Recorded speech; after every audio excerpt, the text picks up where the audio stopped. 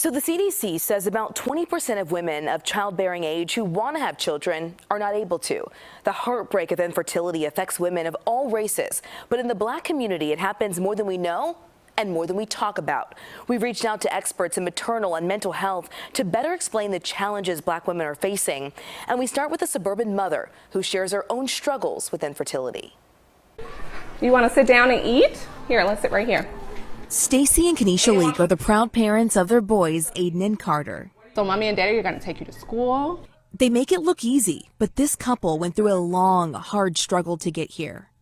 It makes me appreciate the boys so much more on a different level. Tragedy has struck the Leaks twice in their 6-year marriage. First, the agony of an ectopic pregnancy, then the heartbreak of a miscarriage, and after that, almost 2 excruciating years of infertility. I can't believe this is something so common, but yet something not talked about, and especially in the Black community. I feel as though as Black women, we're taught to be strong. We wanted to explore that notion with reproductive endocrinologist Dr. Amanda Adelier at the University of Chicago. But I think historically there's just been this concept that, Black people are super breeders, and it really is this very negative and I think enslaved mentality. It's just not true or correct.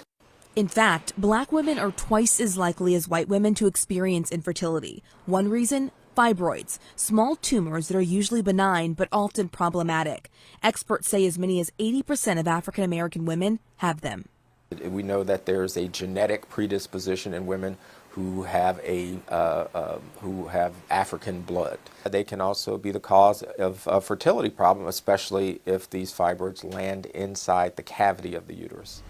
So that's the physical side of this issue, but we also talked to doctors about some of the other barriers that Black women are facing when it comes to infertility, and one of those is a lack of Black OBGYNs and doctors specializing in infertility treatments. So when you walk into a clinic and you don't see anyone that looks like you, is this clinic for me? Can this clinic help me? Can this clinic attend to the things that might be different about me? And will I be able to have success here? This is Dr. Crystal Clark. She's a psychiatrist who specializes in reproductive issues. She told us that leads many Black women to suffer in silence. Although it's quite prevalent, many women aren't talking about it. So there's a sense of I'm alone, and who understands what I'm going through.